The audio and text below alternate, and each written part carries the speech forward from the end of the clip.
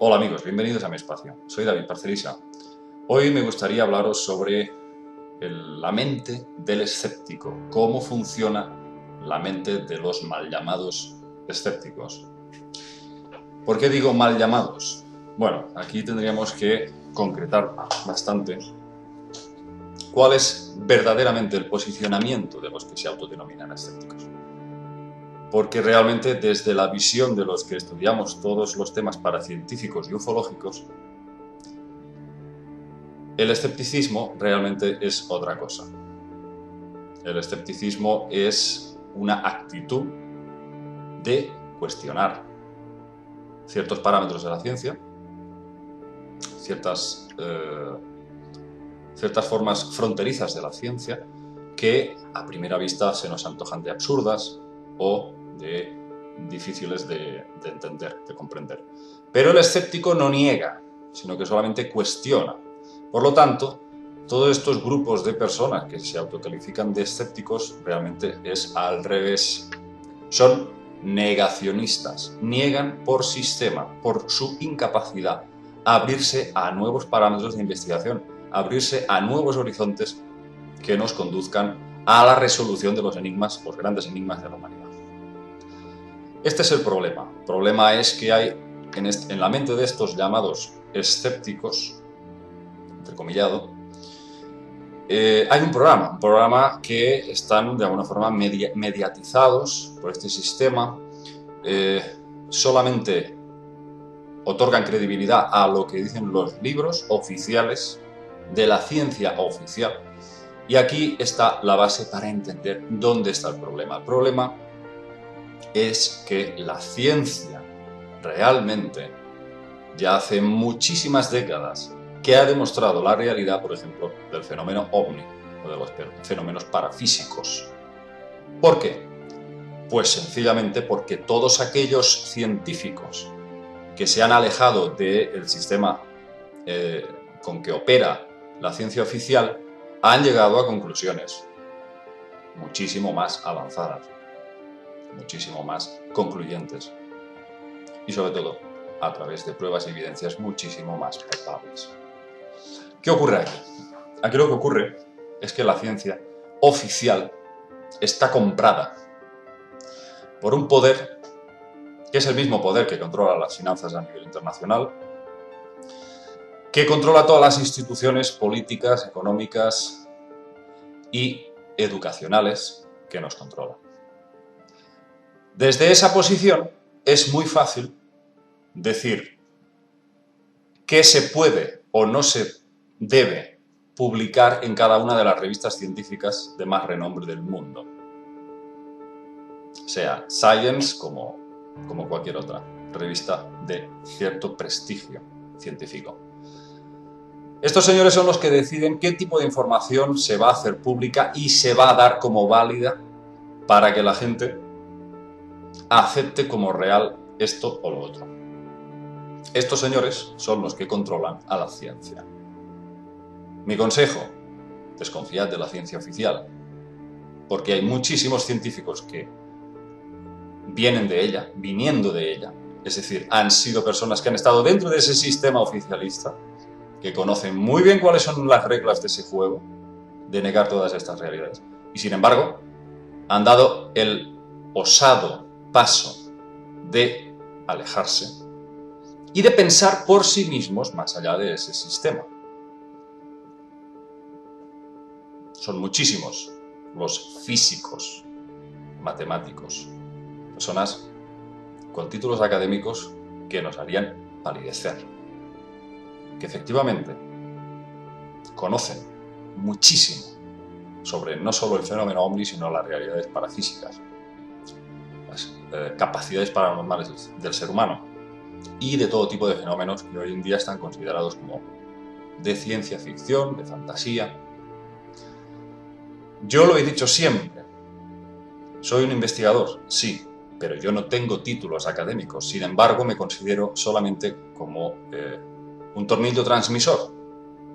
Yo hablo en representación de muchos círculos científicos, porque conozco personalmente a muchos científicos, sobre todo físicos físicos teóricos de partículas, físicos que desarrollan trabajos muy fronterizos de la ciencia, y sin embargo estas personas tienen un currículum que, como he dicho antes, vienen de donde están los científicos oficialistas que siguen negando estas realidades. Ellos han tenido que confrontar toda esta situación de negacionismo y se han dado cuenta de que existe, evidentemente, una verdadera conspiración, hay que decirlo así. Todo esto no es conspiranoia, como dicen muchos, para ridiculizar estas cuestiones, sino que verdaderamente hay unos intereses muy bien fundados para que la humanidad no despierte a nuevas realidades que nos podrían hacer libres, sobre todo libre pensadores y autosuficientes. Si tú niegas ciertas informaciones al gran público, lo que estás haciendo es velar por tus intereses, no por los de los demás. Estás velando para reportarte beneficios a ti mismo. Si tú controlas el poder, de alguna forma lo que estás haciendo es hacer que el ciudadano dependa de ti y dependa de todos los chiringuitos que te has montado. A nivel de consumismo, a nivel de todos los ámbitos. Lo que les interesa es que el ser humano sea dependiente a un sistema. Y esto es una dictadura encubierta, disfrazada de democracia. De alguna forma nos tienen en una granja en la que ni siquiera percibimos los barrotes de esa celda. Es lo que decíamos en la anterior saga que hicimos hace ya un cierto tiempo, la saga de documentales de la celda planetaria. Todo eso lo denunciamos en ese momento. El ser humano está realmente encerrado en una especie de granja donde está siendo engañado, en donde no se le está contando la verdad de lo que se está haciendo. Y bueno, yo tengo que decir, y no voy a dar nombres, que conozco como mínimo a 2 físicos que me han contado cosas espeluznantes sobre lo que está ocurriendo a nivel de contactos que mantienen ciertos gobiernos del mundo, y no voy a dar nombres, con diversas razas extraterrestres. Todo eso no tendría quizás ningún valor si no viniera precisamente de personas honestas y con unos currículums absolutamente impecables a nivel científico. Entonces yo, sobre este particular, me gustaría que la gente entendiera que los que nos dedicamos a divulgar todas estas cuestiones, muchas veces somos blanco de burlas y somos blanco de el descrédito. Pero hay que tener en cuenta que nosotros no decimos las cosas por decir, las decimos porque nos basamos en fuentes altamente fiables y que ustedes, cualquiera de ustedes, puede acudir a esa fuente de información, porque en Internet ahora mismo es verdaderamente la biblioteca de Alejandría. En todas estas cuestiones ahora más que nunca. Desde luego ni en televisión ni en ningún otro medio que no sea Internet no se puede tener acceso a toda esta vasta información, a este vasto banco de datos. Entonces, bueno, yendo al meollo de esta reflexión que quiero haceros hoy, hablando sobre la mentalidad de los escépticos. Yo he tenido ocasión de participar en algunos programas de televisión, incluso en mi juventud había acudido a algunos de ellos, y yo, como gran amigo del pionero de la ufología aquí en España, Antonio Rivera, una vez pues asistí a un programa aquí en Cataluña que se llamaba Versió Directa, y ahí pues se veía como estaba invitado Antonio Rivera, Andreas Fabrikaiser y 2 físicos, y uno de ellos muy conocido aquí en España, hoy en día creo que está ya jubilado este señor, se llamaba Luis Ruiz de Gopegui, en ese momento representante en España de la NASA, un señor muy culto, una persona pues muy respetable, sin embargo sumamente escéptico, bueno, negacionista con el asunto ovni. Entonces, en un momento dado del debate, me parece muy representativo lo que os voy a decir, el señor Gopegui dice: el hombre ha estado en la Luna,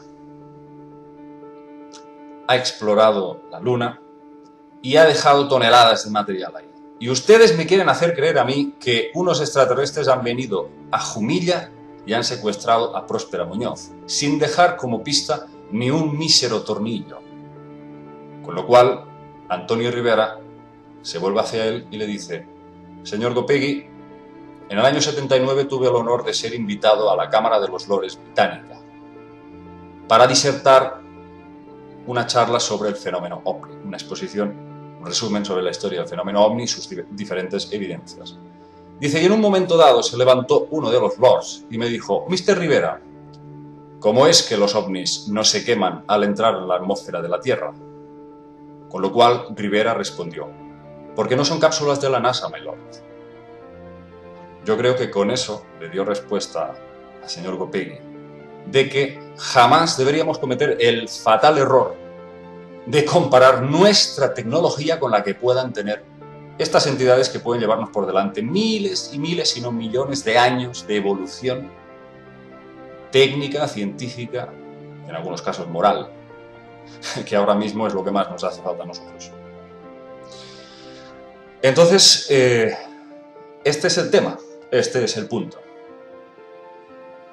Realmente debemos tener una mentalidad muy abierta, ser críticos, cuestionar absolutamente, pero lo que no podemos hacer es negar de buenas a primeras cada vez que alguien surge y nos cuenta una serie de experiencias.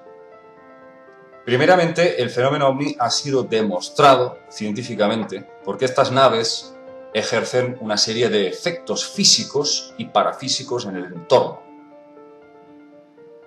bien tangibles.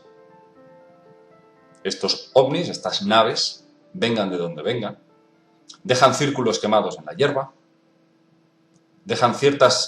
sueltan ciertas radiaciones, sea cual sea el sistema de funcionamiento de sus aparatos, o diferentes combustibles, pero ha habido muchísimos casos de personas que han quedado contaminadas.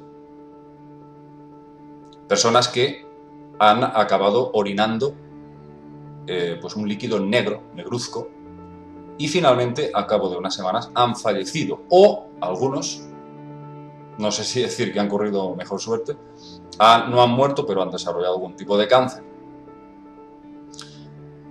Hay muchísimos casos que ante la proximidad de estos objetos los testigos han quedado contaminados y con síntomas de radiación.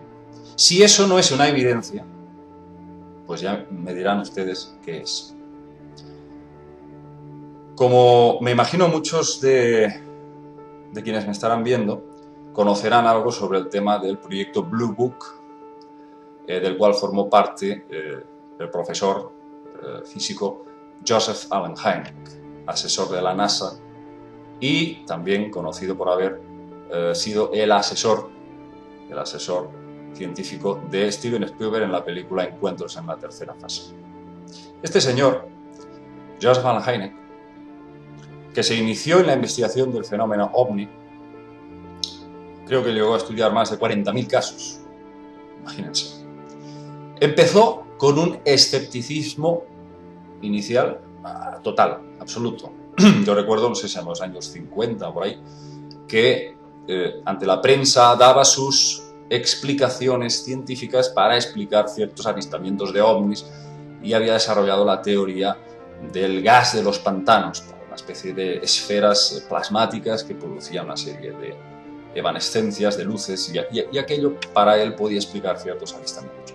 Entonces, ahí se ve toda la trayectoria de evolución de ese científico, Joseph Allen Hynek, cómo poco a poco iba el hombre intentando explicar racionalmente, dentro de los parámetros de la física conocida, a ver cómo se podía explicar el fenómeno OVNI. Hasta que llegó, como digo, a caso 40.000, absolutamente convencido de la realidad extraterrestre, de que efectivamente estábamos siendo visitados, de que los gobiernos lo sabían y de que los militares habían tenido efectivamente diversos pactos con varias entidades.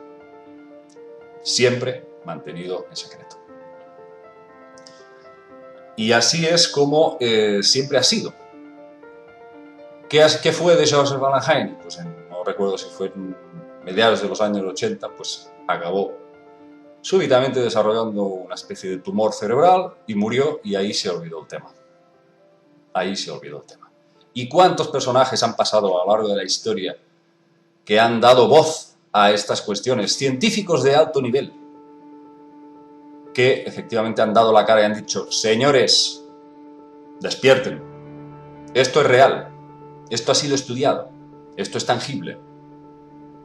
Se han presentado miles y miles de informes, hay toneladas de informes, algunos clasificados y otros desclasificados. Lo que no se puede admitir, lo que pasó a principios de los 90 aquí en España, durante el proceso de desclasificación del fenómeno OVNI por el Ejército Español, Ejército de Aire Español, que fue una auténtica vergüenza y denunciada en su momento por el investigador navarro Juan José Benítez, que valientemente yo asistí a una de sus conferencias, las que recuerdo perfectamente cómo contaba cómo había sido ese proceso de desclasificación absolutamente vergonzoso, cómo se había maquillado todos esos informes pues con datos totalmente erróneos. Por ejemplo, manipular un informe de un avistamiento OVNI con 100 y pico pasajeros, manipular las horas de ese vuelo para hacer coincidir el avistamiento de ese OVNI con la posición del planeta Venus, por poner un ejemplo, llegando a alegar auténticas excusas peregrinas para explicar ciertos avistamientos muy difíciles, dando auténticos saltos mortales para que la gente se quede tranquila. Como decía, yo recuerdo, JJ Benítez decía: menos Mary Poppins, han puesto de todo en el cielo para que la gente no se dé cuenta de que aquello verdaderamente era un objeto inteligente y en algunos casos estuvo a punto de colisionar con los aviones. A todo eso estamos ya bastante acostumbrados, todos los que llevamos unos cuantos años dentro de la ufología. Sin embargo, tengo que decir que hoy en día me parece que ya no sería tan fácil, ni por parte del Ejército del Aire Español, ni por parte de otros estamentos oficiales y militares, engañarnos como nos engañaban, por ejemplo, a principios de los 90, con este tipo de informes desclasificados completamente maquillados y manipulados. Antes, yo creo que tenían una visión de los civiles. Los militares tenían una visión de los civiles como un poco más infantil, nos tomaban por tontos. Pero hoy en día yo creo que ha cambiado bastante. Y saben que ya no nos pueden vender gato por liebre, así como así.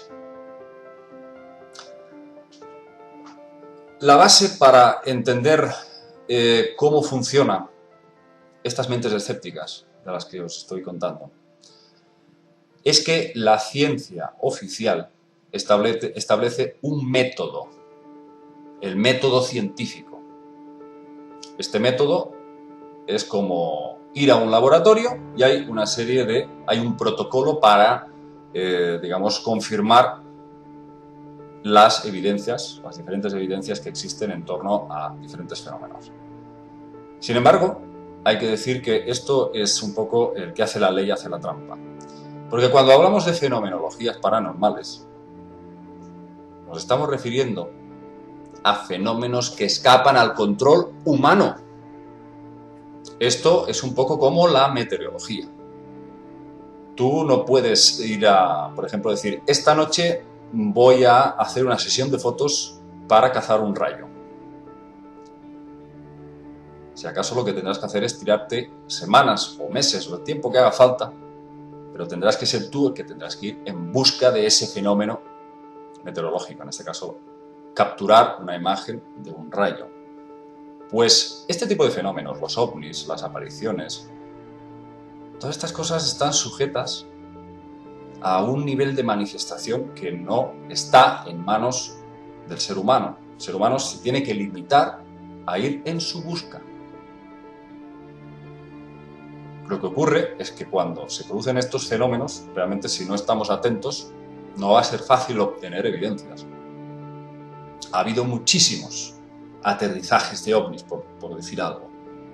Algunos de ellos, como por ejemplo la oleada de 1954 en Francia, que aquello pues hubo más de 200 aterrizajes, algunos de ellos se sucedían uno tras otro diariamente.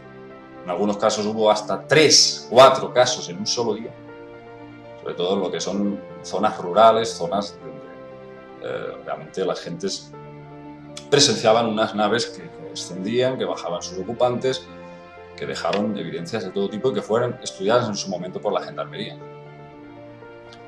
Entonces, bueno, pues es lo que os digo, hay un montón de información y yo creo que la prueba, la evidencia más grande de todos estos fenómenos está precisamente en todas esas analogías que podemos establecer en este tipo de fenómenos.